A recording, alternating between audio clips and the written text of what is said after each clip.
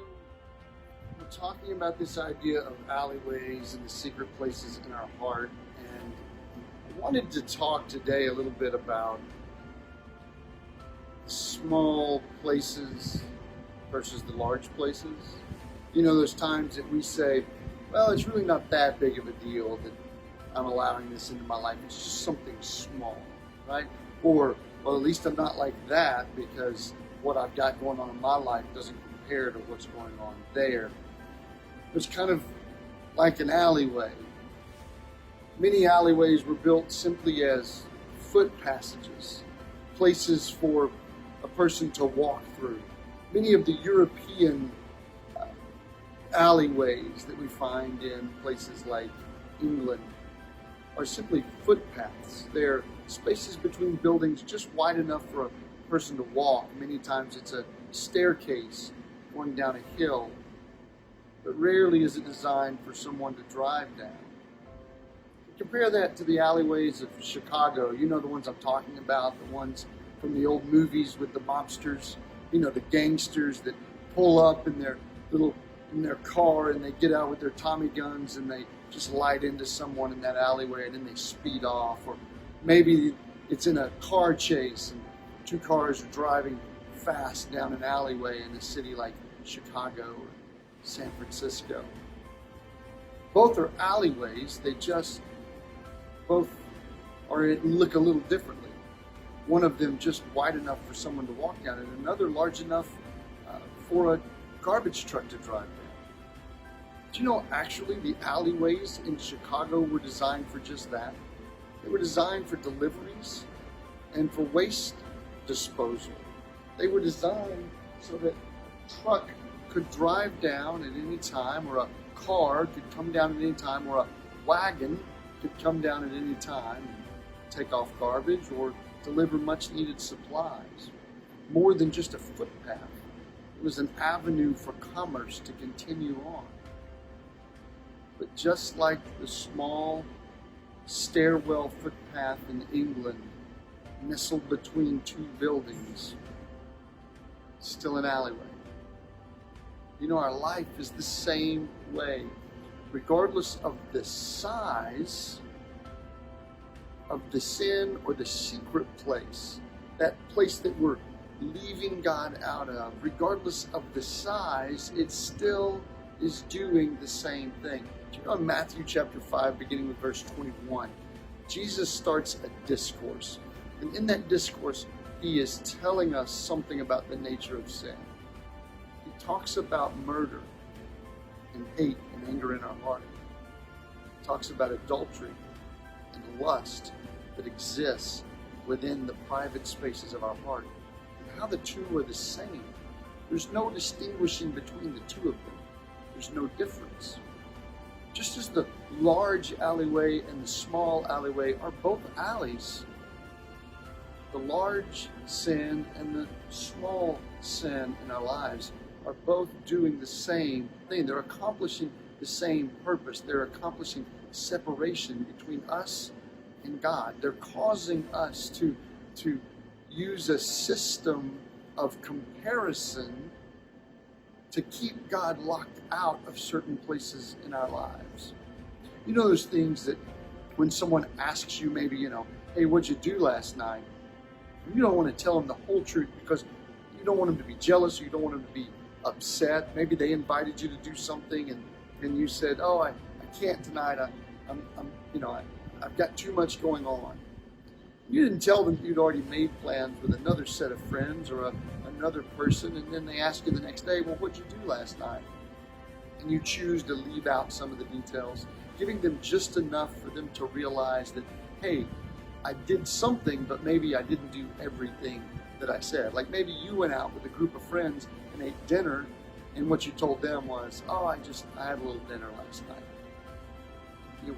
We use comparison and we use the size of facts to keep people locked out of certain areas of information. And we think that we do the same thing with God. We think that we can fool God into thinking that we're doing one thing when really we're doing another. But yet Matthew chapter 5 reveals a very clear truth to us, and that is that To God, the intent, the thought, the processing of it is the exact same as the deed. In other words, the small equals the large.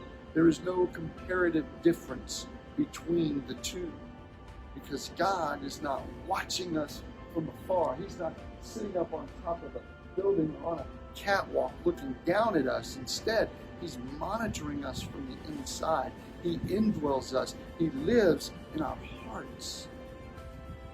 And because of that, He sees the very things that we process and we think. There is no locking God out of the room or fooling Him with the small when really we're involved with the big. The reality is that the small is the big to Jesus. The small is the same as the large scale. Just as the large drivable alleyway in Chicago is the same as the small footpath in England. The small stairwell separating two buildings in London.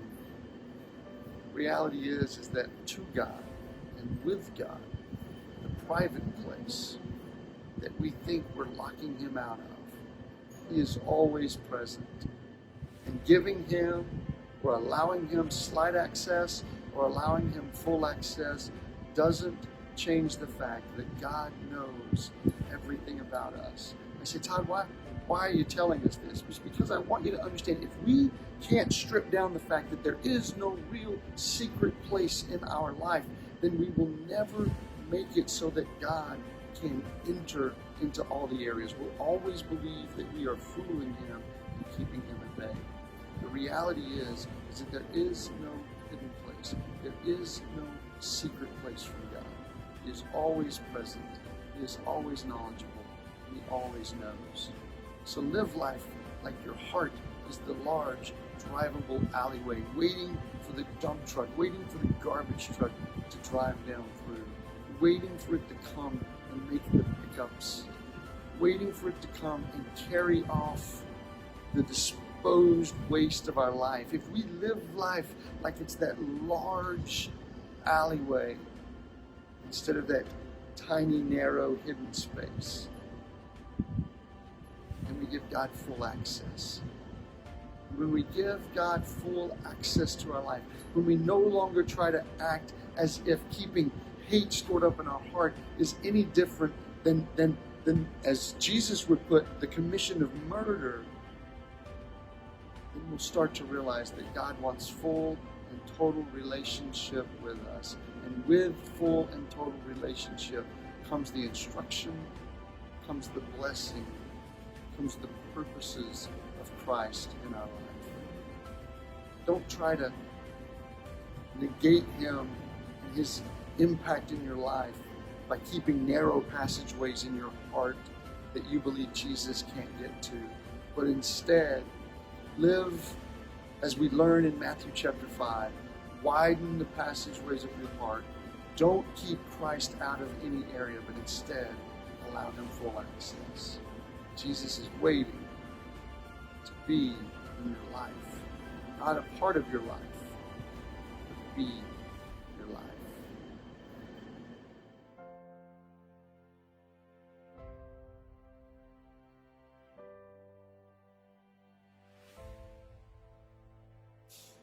Thanks for joining us this week. I hope that you're enjoying this series on Alleyways. I apologize for the technical difficulties last week. We're going to continue to move forward with this series. We've got 2 more weeks of the series Alleyways, and we've got 2 more weeks of the series on Sunday, The Church Live. We hope that that's been speaking to you both as an individual and collectively as our church. So we want to invite you to join us Sunday morning at 10:15 in person at West Lonsdale, or right here on Facebook, or on our website, westlonsdale.org. Also, you can give through our website, westlonsdale.org.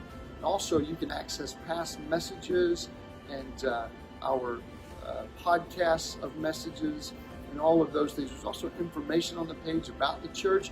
So we'd love for you to either visit that page and check it out if you haven't, or share it with your friends who are maybe searching for a church right now.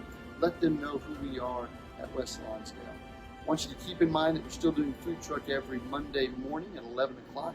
We could use your help if you are healthy and you feel comfortable in coming out. We do have safety protocols in place with masks and us packaging the food ourselves, as opposed to several sets of hands being on the food. So we want to invite you to come out and be a part of that ministry with us. Thanks again for joining us tonight. Have a great evening, and we can't wait to see you in worship this coming Sunday. Have a great night.